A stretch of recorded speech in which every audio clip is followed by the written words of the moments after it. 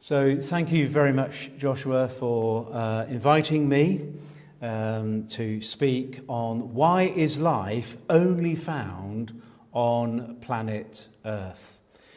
So we start by thinking of the universe, and we know that the universe is made up of stars, empty space, and dust, and some of that dust, of course, forming planets. But the question we want to ask is, can life exist out there in empty space? Well, outer space, of course, is extremely cold. It's 3 degrees Kelvin, or 3 Kelvin, minus 270 degrees Celsius. Life could never exist in the emptiness of space. I think it's something we can all agree on. And neither can it on the stars. The surface of stars are around 5,000 to 10,000 degrees Celsius, far too hot to allow life to exist. So for natural life to exist, it must be on a planet or one of its moons. So for hundreds of years, man thought that life might possibly exist on Mars. It has a rocky surface. It has a temperature at the equator of around 20 degrees Celsius, though most of it is colder than that, and it's quite stable as a planet compared to somewhere like Jupiter with its great storms or any of the other gas giants. But the fact is that there is no evidence that life does or has ever existed on Mars. There are some supposedly fossilized remains of meteorites that have been knocked out of Mars and landed on the Earth, but those have since been discredited. And so no life has been seen, no evidence for life ever existing on Mars. Mars, of course, has a thin atmosphere with no oxygen to breathe, so it's no good for us. But life could not survive on this barren landscape, could it? If we look at another planet, the one nearest to us, Venus, it has an atmosphere that is so dense it blocks out the light from the sun. And it has a surface temperature of around 460 degrees Celsius, even hotter than Mercury, and almost 100 times the atmospheric pressure on Earth. And of course, you've got the gas giants. The gas giants could not sustain life due to either their intense gravity, the temperature is minus 200 degrees Celsius and colder, and the intense atmospheric pressures, the violent weather, and of course, like on Jupiter, the extreme electric fields. Beautiful to behold, but hostile to life. Mercury and Pluto are the two rocky ends, one over 400 degrees Celsius, the other at minus 250 degrees Celsius. And so we started to look at some of the moons, or the satellites that orbit these planets. Jupiter has a moon called Europa, which is of interest. It may have an ocean under the icy surface. And of greater interest than this is, of course, Enceladus. And this has become the most promising moon from the geysers that are ejected out the South Pole. Some of that water has been analysed and contain phosphates, the only wet place outside the Earth where phosphates have been found. Of course, phosphate, remember, is essential to something like DNA. And it's believed to have hydrothermal vents in a subsurface lake. So scientists believe, of course, that if life evolved on Earth, it must have evolved elsewhere. But most serious astronomers do not expect to find life among our planets or their moons. Life forms are at best fictitious characters. And so, can life exist anywhere other than on planet Earth? Well, what has been of great interest is the discovery of planets outside our solar system, something called exoplanets. The Kepler telescope was launched in 2009. Its mission was to find Earth-like planets outside our solar system. It's been a great success. And here in December 2011, an Earth twin was found. and again, much hope and speculation about life being found on the planet. Well, that planet is B218b, what a name. And it's 110 light years away. But there's a problem. It would take us over 1 million years to get there. But scientists are excited because they found the signatures of water. And all you need is water, and you can have life. Well, you might, after this lecture or in the next couple of days, see another lecture I gave, How Did Life Begin? And that's showing on our website in truthinscience.uk. So hundreds of planets have been found, but not one of them have been found with the right conditions to sustain life. And that is a scientific fact. So, Earth is the only planet that has life, and it has life in abundance. Earth is a beautiful place to live. Our planet teems with life. Even the frozen worlds on Antarctica, life abounds. Life exists in the hot desert regions of North America. Life thrives in the woodland forests.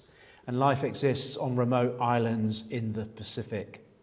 In fact, planet Earth is a planet full of life. So how has God planned the earth to be a home for natural life? Well, we do know that life depends on water. For biochemistry to occur, the universal solvent of water is essential. And of course, water is in a liquid state. So we talk about the solar system's habitable zone. Venus is too hot, Mars is too cold, Earth is just right, at the right distance from the sun for liquid water to exist. And of course, the moon is also the right distance from the earth to pull the tides, mixing its nutrients. But the moon also stabilizes the earth's tilt, ensuring stable seasons and good stable climates.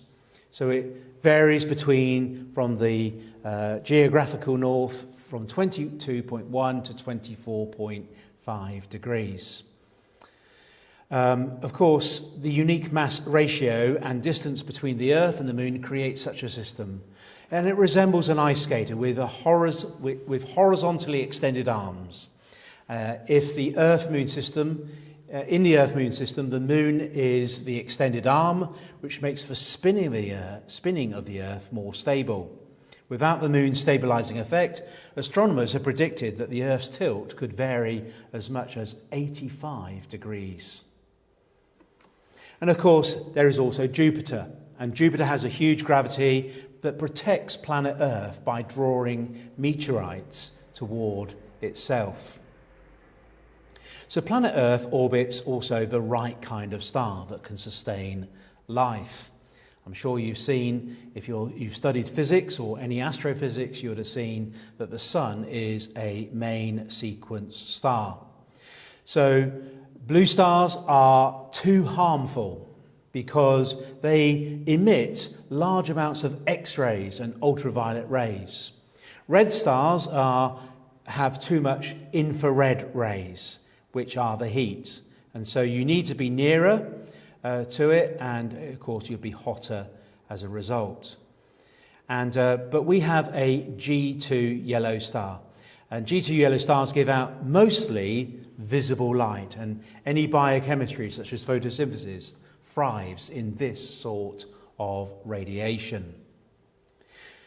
And then lastly, before we turn to something else, our solar system's location within the Milky Way is necessary for life. It's not too near the galactic centre or in the outer reaches.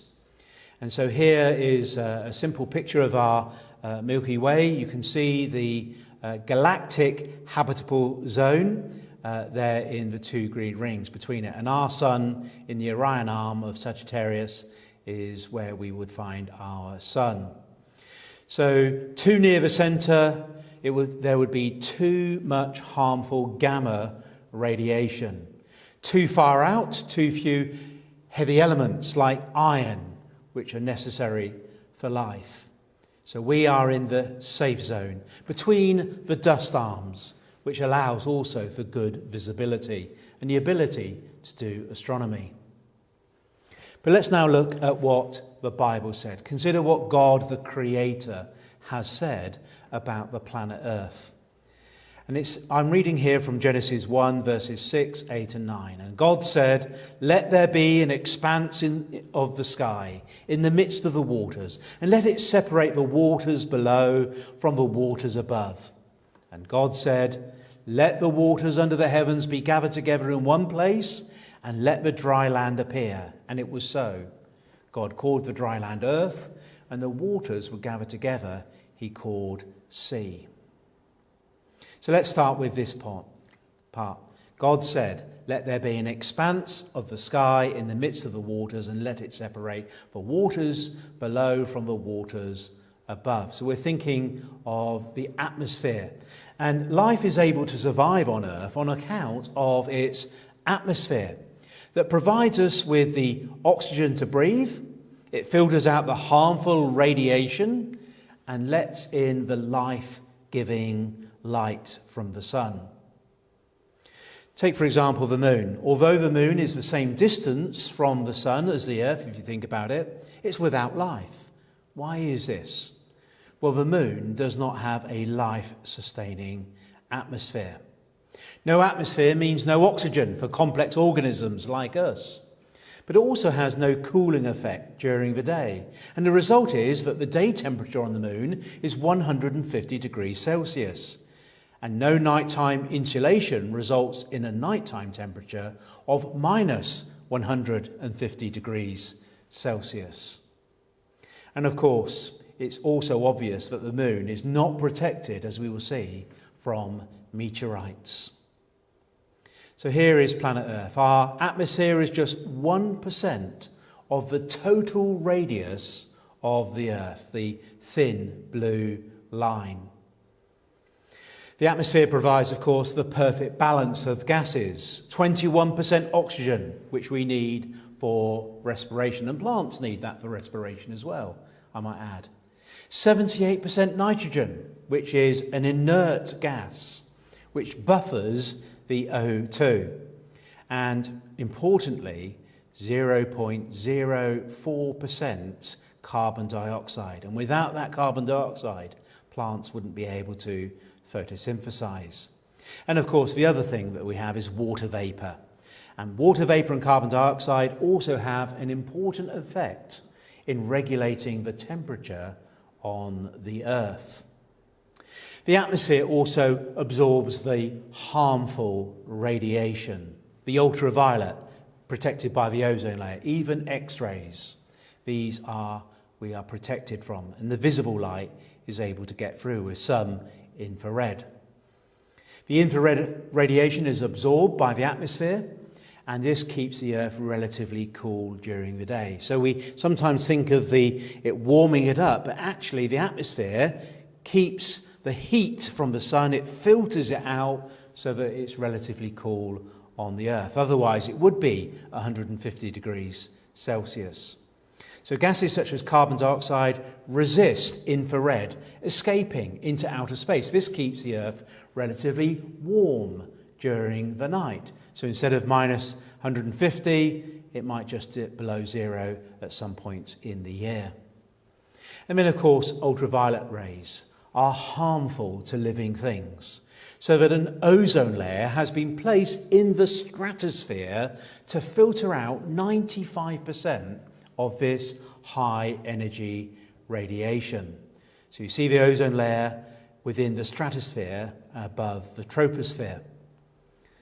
Of course, interestingly, although the ozone layer can be 20 kilometers thick, if it was in the thicker troposphere instead of the thinner stratosphere, it would only be 3 millimeters thick and therefore ineffective.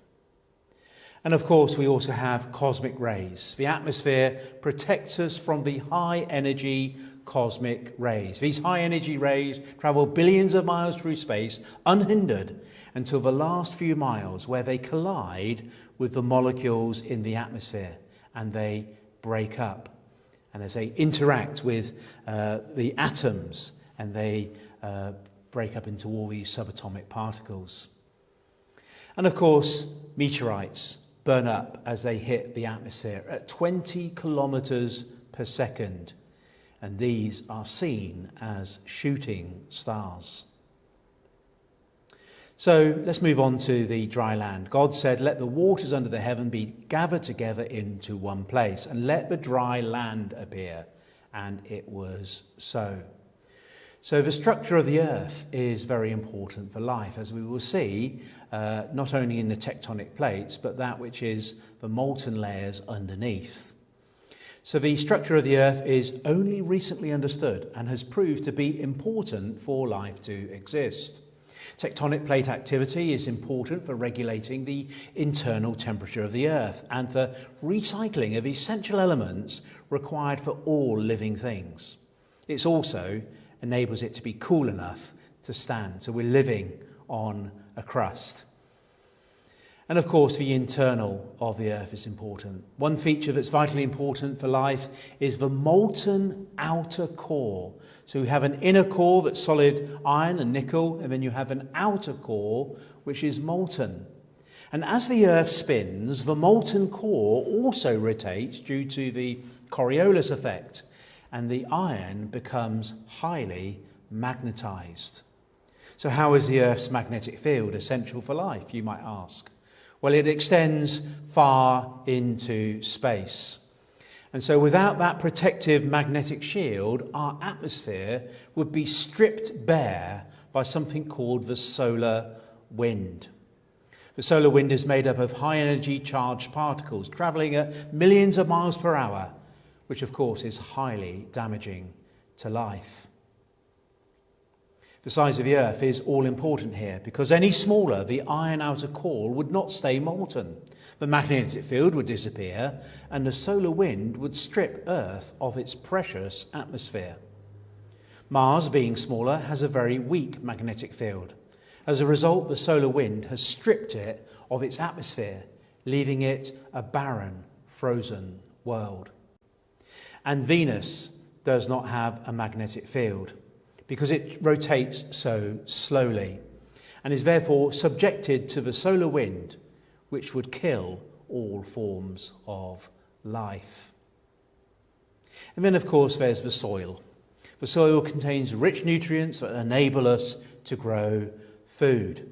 Earth provides all the food we need to survive here on Earth. Could you find a meal in space? Well, the surface of Mars does not even have a single plant or even a single microbe. Well, God called the dry land earth, and the waters that were gathered together he called sea. And the seas teem with an abundance of life. And there are very unique properties to water. Any chemist would know this. Here is something. Water, molecular formula H2O, is an essential part of all living organisms. It is considered to be the universal solvent for many reasons, including its structural, chemical and physical properties. These properties result in many unique characteristics of water, of which here from Wikipedia I've just highlighted some. High specific heat capacity, for example. So again, comets are of great interest to astronomers. It's commonly believed that the comets are key to how Earth and other planets formed, in that they are remnants of a supernova from which our solar system formed. They are thought to be the source of all the water in the oceans, since they are made of ice which would melt as they pass through the atmosphere and fall as rain. We now actually know that it will vaporize in space. But it was believed for a long time, and it's still in the textbooks. But recent studies at Caltech on Comet Hale-Bopp have shown the water within comets are quite different from the water in the oceans. Water contains small amounts of deuterium, which is a stable isotope of hydrogen. There was found to be twice as much of deuterium in comets than in the water within oceans. So I say more about this on How Did Life Begin, and you can look at that and the great explorations on the water in the outer atmosphere. So this is evidence that the water on Earth did not come from comets. But water is essential for life on Earth in many ways. Water has a bond angle of 104.45 degrees, which is a very important angle. As a result, there are hydrogen bonds formed between the slightly positive hydrogen side and the electron pairs on the oxygen. And because of this hydrogen bonding, as you would see here in the trend from the group 6 elements, water, H2O, is much higher in temperature for its melting point. And as a result, it is a liquid rather than a gas at room temperature. And of course, these hydrogen bonds also account for how ice floats, protecting the water underneath. And life would be very different on Earth if the ice sunk. These bonds also give water a very high, this is important, a very high specific heat capacity, which enables water to absorb much of the sun's energy, and so keeping the Earth cooler. The oceans, as we know, cover 70% of the Earth, and therefore absorb the majority of the sun's energy. This means that the planet is not warmed up too much. So here is the specific heat capacity of land compared to the ocean. The land average, this is the energy required to raise a kilogram of substance by 1 degree Kelvin or 1 degree Celsius. And for land average is 864 kilojoules per kilogram per degrees Celsius. But for water, it's much higher, 4,200 kilojoules per kilogram per degrees Celsius. And that means that it absorbs the energy like a heat sink and keeps everything cooler on the Earth. If it wasn't 70%, maybe 50%, the Earth temperature would be much higher as a result. But we know also water is essential to life. Where water abounds, then life abounds. And all life, as we know it, depends on water. So on Earth, God has provided us all the things for life. Fresh air to breathe, fertile soil to grow crops, and fresh rainwater to drink. But finally, before I close, I'd like just to talk about something else, and that are the 4 fundamental forces that exist in the universe and are perfectly tuned for life to exist. We have, for example, the strong nuclear force. Without this, the atomic nuclei would not hold together. Protons repel one another. But between the proton and the neutron, there's a strong nuclear force holding the nuclei together. And then there's secondly the electromagnetic force. This allows chemistry to occur. And when I was a chemistry teacher, teaching A-level chemistry, you would often talk about the nuclear attraction to the outer electron, and that is where all the chemistry is involved. So that needs to be precisely controlled as well. The weak nuclear force allows stars to shine. I won't go into the physics of that for now. But gravity also keeps the Earth orbiting the Sun, keeps the solar system in its place, controls the expansion of the universe. So the relative scale of these 4 forces show this: precision, engineering. If the constants associated with them were any different, then chemical reactions would either be too violent or not happen at all, so that life couldn't exist. The electromagnetic force is 143 times smaller than the strong nuclear force, and it's that little force equals K Q1 Q2 over D squared. The K is the constant that is very precise for everything in electromagnetism. And then, of course, the gravitational force is, surprisingly, 10 to the minus 38 times weaker than the strong nuclear force. Now, to put that into perspective, there is all the zeros and then a 1 at the end.